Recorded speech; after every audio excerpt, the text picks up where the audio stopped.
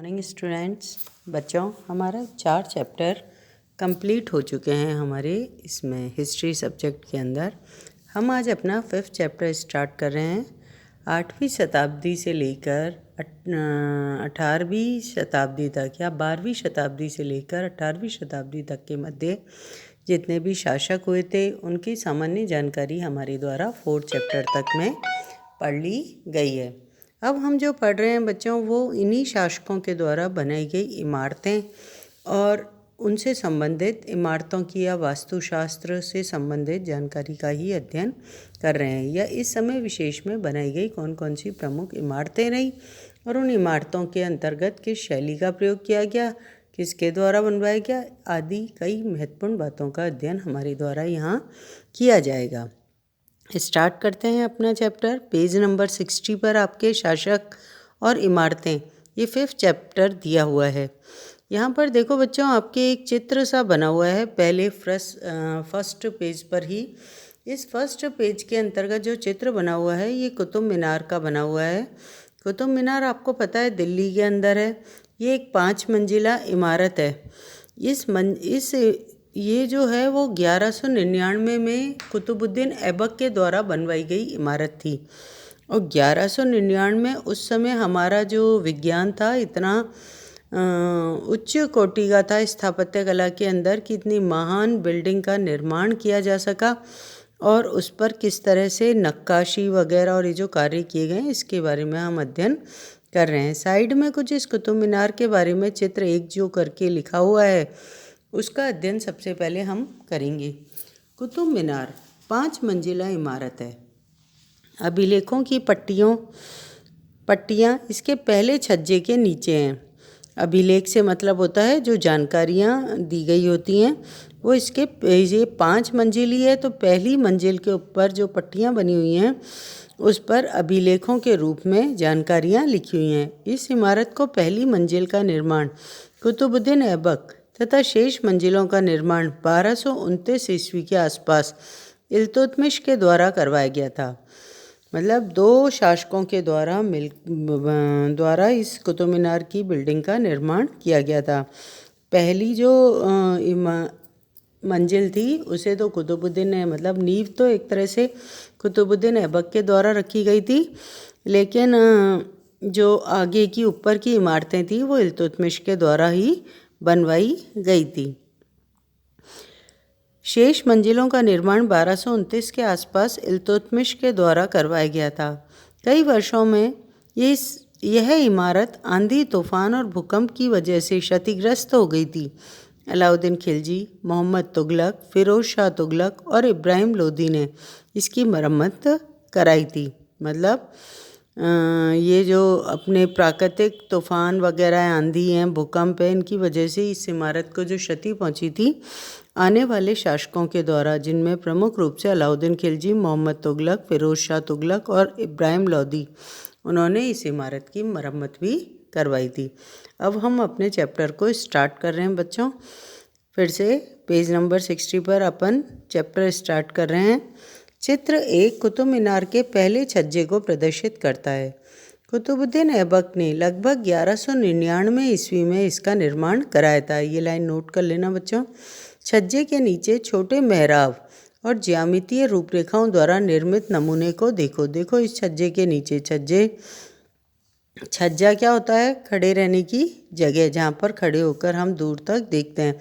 देखो इस छज्जे के अंदर ऊपर की साइड में आपको कुछ दिखाई दे रहा है, जाली, जहाँ पर है ना, जैसे अपन बालकनी में खड़े होते हैं तो अपन वो नहीं लगवा लेते हैं जालियाँ या दीवार सी बनवा लेते हैं, उस तरह की छज्जों पर उस छज्जे के नीचे की साइड में आप देखोगे तो आपको ज्यामितीय रूपरेखा द्वारा निर्मित नमूने दिखाई देंगे। मतलब ज्योमेट्रिकल तरीके से इस बिल्डिंग का निर्माण किया गया था या गणितीय और गणित विज्ञान का प्रयोग इसमें बिल्डिंग का निर्माण करने में किया गया था। क्या आपको छज्जे के नीचे अभिलेखों की 2 पट्टियाँ दिखाई दे रही हैं? ये अभिलेख अरबी भाषा में थी। किसमें? अरबी भाषा में है। गौर करें कि मीनार का बाहरी हिस्सा घुमावदार और कोणीय है। ऐसी सतह पर अभिलेख लिखने के लिए काफ़ी परिशुद्धता की आवश्यकता भी होती है। सर्वाधिक योग्य कारीगर ही इस कार्य को संपन्न कर सकते हैं। याद रखें, 800 वर्ष के पूर्व लगभग केवल कुछ ही इमारतें पत्थर और ईंटों की बनी हुई होती थी। 13वीं शताब्दी में कुतुब मीनार जैसी इमारत को देखने वालों पर क्या प्रभाव पड़ा होगा। नेचुरल है, जब बहुत कम बिल्डिंगें इस तरह की बनती थी और उस समय जिन लोगों के द्वारा इन बिल्डिंगों को देखा गया होगा वो क्या सोच रहे होंगे, वास्तव में बहुत ही सुंदर चीज़ें का निर्माण किया गया है। या जैसे अपने आसपास के एरिए में एक अलग से हटकर बिल्डिंग बनती है तो अपन उसको क्या मानते हैं, बहुत अच्छी है, बहुत सुंदर है, बहुत पैसा लगा है इसके अंदर, करते हैं नहीं करते हैं जनरली बात।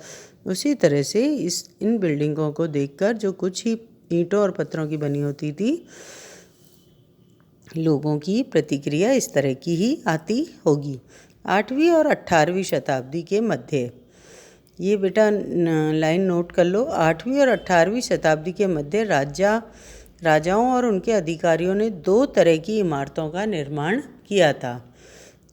जिस भी व्यक्ति के द्वारा 8वीं से 18वीं शताब्दी के मध्य निर्माण किया गया था, चाहे वो राजा हों, चाहे उसके अधिकारी हों, चाहे वो रानियां हों, किसी के द्वारा भी 2 तरह की इमारतें जनरली बनाई जाती थी। पहली तरह की इमारत जो थी, इस लाइन को भी अंडरलाइन कर लो, पहली तरह की इमारतों में सुरक्षित और संरक्षित तथा इस दुनिया और उस दूसरी दुनिया में आराम विराम की भव्य जगह बनाई जाती थी। और इसके अंदर क्या क्या चीज़ों को सम्मिलित किया जाता था, किलों को, महलों को और मकबरों को सम्मिलित किया जाता था। फिर से मैं पढ़ रही हूँ, पहली तरह की जो इमारत थी वो सुरक्षित और संरक्षित तथा इस दुनिया और दूसरी दुनिया में आराम विराम की भव्यता को ध्यान में रखकर बनाई जाती थी। इन जगहों के अंदर जो शामिल थी उदाहरण थे, वो किले होते थे, महल होते थे और मकबरे होते थे। अब फिर अंडरलाइन करना बेटा, दूसरी श्रेणी की इमारतें। दूसरी श्रेणी शब्द लिखा हुआ है ना, दूसरी श्रेणी को अंडरलाइन करके पढ़ रहे हैं अपन। दूसरी श्रेणी में मंदिर, मस्जिद, हौज, कुएं, सराय और बाजार जैसी जनता के उपयोग की इमारतें होती थी। आ गया समझ में? राजाओं से ये अपेक्षा की जाती थी कि वे प्रजा की देखभाल करेंगे और प्रजा के उपयोग और आराम के लिए इमारतों का निर्माण करवाकर राजा उनकी प्रशंसा पाने की आशा करते थे। प्रत्येक राजा का मुख्य उद्देश्य ये शो करना होता था कि वो प्रजा का कितना ध्यान रख रहा है, तो इसको ध्यान में रखते हुए उसके द्वारा अपनी प्रजा और अपने लोगों के लिए बहुत सारी बिल्डिंग्स का और बहुत सारे निर्माणकारी कार्य किए जाते थे। उसके तहत ही ये दूसरी श्रेणी की इमारतें बनती थी। इस तरह के निर्माण कार्य व्यापारियों सहित अन्य व्यक्तियों के द्वारा भी किए जाते थे। वे मंदिरों, मस्जिदों और कुओं का निर्माण करवाते थे, परंतु घरेलू स्थापत्य व्यापारियों की विशाल हवेलियों के अवशेष 18वीं शताब्दी से ही मिलने शुरू हुए होते हैं। अब यहाँ पर साइड में बच्चों एक बॉक्स दे रखा है, इसके अंदर लिखा हुआ है, पहले ऊपर ही ऊपर, आगरा किला के निर्माण में लगे लोग।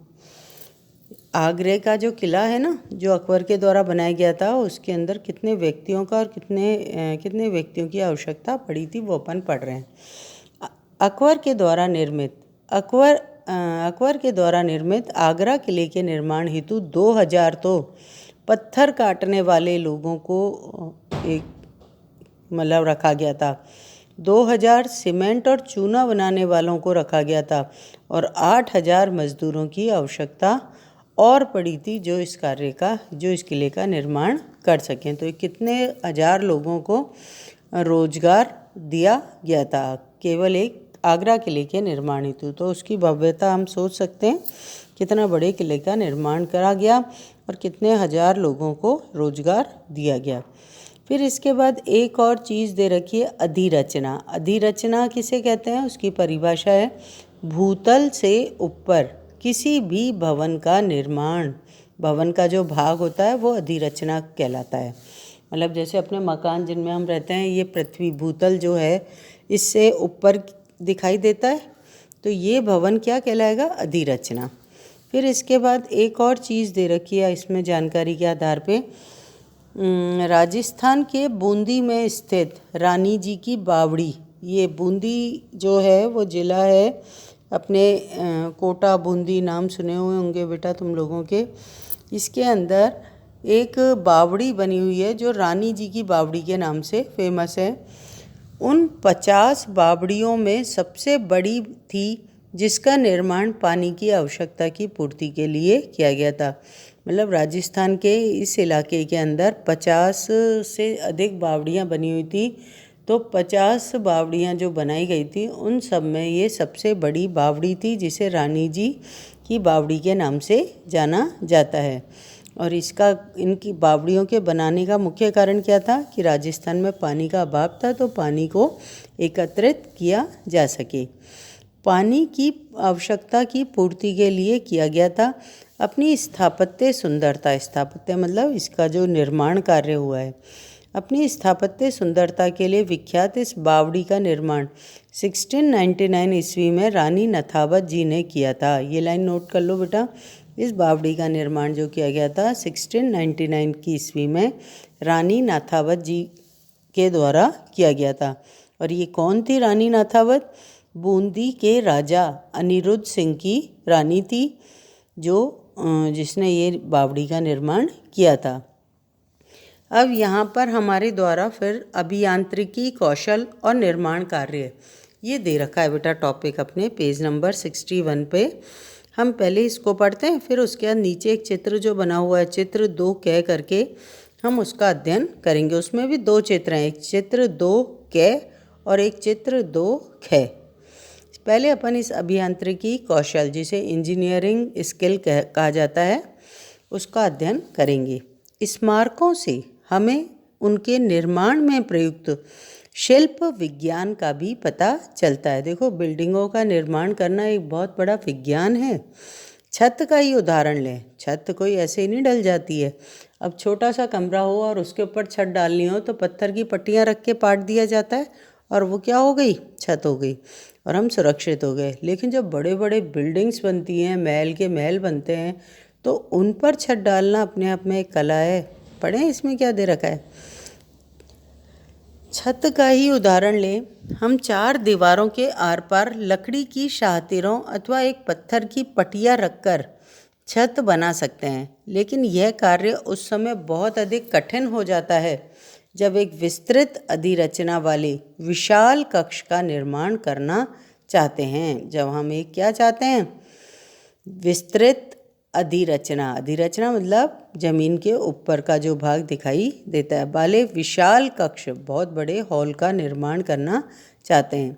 इसके लिए अधिक परिष्कृत कौशल की जरूरत होती है। 7वीं और 10वीं शताब्दी के मध्य जो वास्तुकार थे, भवनों में और अधिक कमरे, दरवाजे और खिड़कियां बनाने लग गए थे। छत, दरवाजे, खिड़कियां अभी भी 2 ऊर्ध्वाधर खंभों के आर पार एक अनुप्रस्तर क्षैतिज रखकर बनाए जाते थे। वास्तुकला की यह शैली अनुपस्थ टोडा निर्माण कहलाई। ये अनुपस्थ टोडा निर्माण जो शब्द है इसको अंडरलाइन करो। ये क्या होता है? 2 ऊर्ध्वाधर खंभों के आर पार एक अनुप्रस्थ क्षैतिज रखकर बनाए गए निर्माण कार्य को अनुपस्थ टोडा निर्माण कार्य कहते हैं। 8वीं से 13वीं शताब्दी के बीच मंदिरों, मस्जिदों, मकबरों और सिड्डीनुमा कुओं से जुड़े भवनों के निर्माण में इस शैली का बहुत अधिक प्रयोग किया गया था। देखो, अब नीचे जो चित्र बना हुआ है ना, चित्र 2 क और चित्र 2 ख, इसके बारे में अध्ययन अपन कर लेते हैं। यहाँ पर चित्र 2 क जो है दिल्ली की कुब्बत अल इस्लाम मस्जिद का है, एक हिस्सा है जो 12वीं शताब्दी के उत्तरार्ध में बनाया गया था। और दूसरा जो चित्र है, मेहराब के निर्माण में अनुपस्थ टोडा तकनीक का इस्तेमाल किया जाता था। ये आपके सामान्य जानकारी के अंतर्गत दिखाया गया चित्र है। फिर उसके बाद देखो बच्चों, आपके 11वीं शताब्दी के आरंभ में मंदिर का निर्माण, नेक्स्ट पेज के ऊपर आप देखोगे तो 11वीं शताब्दी के प्रारंभ में मंदिर के निर्माण का कार्य बताया गया है। बच्चों, यहाँ से हम कल पढ़ेंगे। आज के लिए अपना इतना ही अध्ययन किया जाएगा। आप लोग अपने काम को कंप्लीट करें। कुछ ही बच्चों के द्वारा काम भेजा जा रहा है, सभी बच्चे प्रयास करें। टेस्ट जिन भी बच्चों ने दिया था और जिनकी कॉपियाँ 36 तक भी आ गई थी, मतलब 336-37 तक आ गई थी, उन कॉपियों को चेक करके आपको बता दिया जाएगा। ठीक है, थैंक यू बेटा आज के लिए।